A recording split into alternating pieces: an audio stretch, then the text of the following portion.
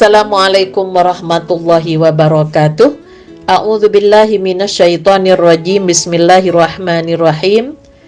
Alhamdulillahilladzi anzalas sakinata fi qulubil mu'minina liyazdadu imanan ma'a imanihim. Walillahi junudus samawati wal ard wa kana Allahu aliman hakima. Asyhadu an la ilaha illallah wahdahu la syarikalah wa asyhadu anna Muhammadan abduhu wa rasuluhu la nabiyya ba'dah. Qala Allah Ta'ala fil kitabil karim, a'udzu billahi minasyaitonir rajim. Kuntum khaira ummatin ukhrijat lin-nasi ta'muruna bil ma'rufi wa tanhauna 'anil munkari wa tu'minuna billah. Kamu sekalian adalah umat yang terbaik yang dilahirkan untuk manusia, menyuruh kepada yang ma'ruf dan mencegah dari yang mungkar, dan beriman kepada Allah. Pemirsa dan pendengar yang dirahmati oleh Allah, firman Allah pada Quran surat Ali Imran ayat 110 yang seharusnya kita jiwai, bahwa gambaran atau sifat ini memang cocok dengan keadaan orang-orang yang mendapatkan khitbah ayat ini pada masa permulaan Islam. Mereka adalah Nabi Sallallahu Alaihi Wasallam dan para sahabat yang bersama beliau sewaktu Al-Quran diturunkan. Pada masa sebelumnya yang dikenal dengan masa jahiliyah, mereka adalah orang-orang yang saling bermusuhan. Kemudian hati mereka dirukunkan. Mereka berpegang pada tali agama Allah, melakukan amar ma'ruf dan nahi mungkar.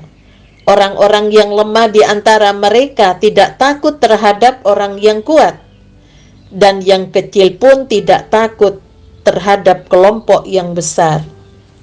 Sebab iman telah meresap ke dalam kalbu dan jiwa mereka, sehingga bisa ditundukkan untuk mencapai tujuan Nabi Sallallahu Alaihi Wasallam di segala keadaan dan kondisi. Keimanan yang seperti itulah yang tampaknya dikecualikan oleh Allah pada Quran surat Al-Anfal ayat 2, surat Al-Hujurat ayat 15. Innamal mu'minuna alladzina amanu billahi wa rasulihi thumma lam yartabu wa jahadu bi amwalihim wa anfusihim fi sabilillah ulaika humus shadiqun. Sesungguhnya orang-orang yang beriman hanyalah orang-orang yang beriman kepada Allah dan Rasul-Nya, kemudian mereka tidak ragu-ragu dan mereka berjihad dengan harta dan jiwa mereka pada jalan Allah. Mereka itulah orang-orang yang benar. Keadaan umat Nabi Muhammad tentunya masih tetap dalam keadaan baik sampai mereka meninggalkan amar ma'ruf dan nahi mungkar. Sekali-kali tentunya mereka tidak meninggalkan amar ma'ruf dan nahi mungkar, melainkan karena kediktatoran para pemimpin yang dialami pada waktu itu. Seperti orang yang paling berani mempropagandakan kemaksiatan ini diantaranya ialah Abdul Malik ibnu Marwan. Tatkala ia berpidato di atas mimbar, "Man qala li ittaqillaha duribat unukuhu." Barang siapa mengatakan padaku, bertakwalah kamu kepada Allah, maka aku akan penggal kepalanya. Sehingga kejelekan masih terus bertambah dan kian bertambah ketika keistimewaannya dicabut dari umat ini di dunia dan di akhirat sesudah keimanan, yaitu tercabutnya amar ma'ruf dan nahi mungkar.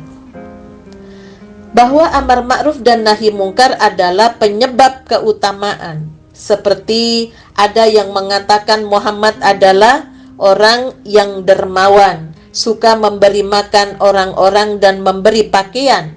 serta sering memperhatikan keadaan mereka. Maka perkara ma'ruf yang paling agung adalah agama yang benar, iman dan tauhid yang benar pula. Sedangkan kemungkaran yang paling diingkari adalah keingkaran terhadap keesaan Allah Subhanahu wa Ta'ala. Oleh karena itu, kewajiban berjihad di dalam agama ialah pembebanan bahaya yang paling besar kepada seseorang guna menyampaikan manfaat yang paling besar dan membebaskannya dari kejelekan yang paling besar. Untuk itu, jihad termasuk dalam kategori ibadah bahkan yang teragung dan termulia. Hal inilah yang menjadikan umat Islam lebih utama, sebagaimana yang dikatakan oleh Ibnu Abbas sehubungan dengan penafsiran ayat ini, yang artinya kalian memerintahkan mereka agar mau bersaksi bahwa tiada Tuhan selain Allah, mau membaca apa yang telah diturunkan oleh Allah, dan kalian berjuang karena hal itu. Dan kalimat la ilaha illallah ialah kemakrufan yang paling besar, dan tidak mempercayainya Allah merupakan kemungkaran yang paling besar. Kebaikan umat ini tidak akan bisa tetap terbukti tanpa mau memelihara 3 pokok pada Quran surat Ali Imran 110, yaitu beramar ma'ruf, bernahi mungkar, dan beriman kepada Allah Subhanahu wa Ta'ala. Bila meninggalkannya, berarti hilanglah keistimewaan umat ini. Maka amar ma'ruf dan nahi mungkar penyebutannya didahulukan dibanding iman kepada Allah. Padahal iman itu selalu berada di depan dari berbagai jenis ketaatan. Hal ini lantaran amar ma'ruf dan nahi mungkar merupakan pintu keimanan dan yang memeliharanya. Jadi didahulukannya kedua hal tersebut, yaitu amar ma'ruf dan nahi mungkar, dalam penuturan ayat adalah sesuai dengan kebiasaan yang terjadi di kalangan umat manusia, yaitu menjadikan pintu berada di depan segala sesuatu. Pemirsa dan pendengar yang dirahmati oleh Allah, untuk membangun sehingga terwujud kembali khairu ummah yang telah dialami di masa Rasulullah Sallallahu Alaihi Wasallam beserta sahabat, maka kalau kita memperhatikan pada ayat 110 surat Ali Imran, syaratnya adalah kita senantiasa mau beramar ma'ruf. Yang kedua, mencegah berbagai macam kemungkaran yang ada di sekitar kita. Yang ketiga, beriman kepada Allah sebagai dasar untuk kita beramar ma'ruf dan bernahi mungkar. Kalau kita kembali pada tugas manusia, satu sisi sebagai hamba yang harus beribadah kepada Allah, di sisi lain Allah mengamanahkan tugas-tugas khalifatullah kepada manusia untuk memakmurkan bumi Allah. Maka kata ummah, kalau kita kaitkan dengan ayat 104 surat Ali Imran, itu ada proses kepemimpinan. Ada pemimpin, ada yang dipimpin, ada tujuan dan cita-cita mulia. Sehingga kata ummah di sini lebih kepada adanya jamaah, atau yang diistilahkan sekarang dengan organisasi. Khairul Ummah sebenarnya sudah terbentuk di masa Rasul dan para sahabat, sehingga Rasulullah mengatakan sebaik-baik umat di masaku, di masa sahabat, dan sesudahnya. Bahkan dalam sejarah sekitar 700 tahun umat Islam pernah mengalami kejayaan. Yang berikutnya, tentunya kita memperhatikan agar tetap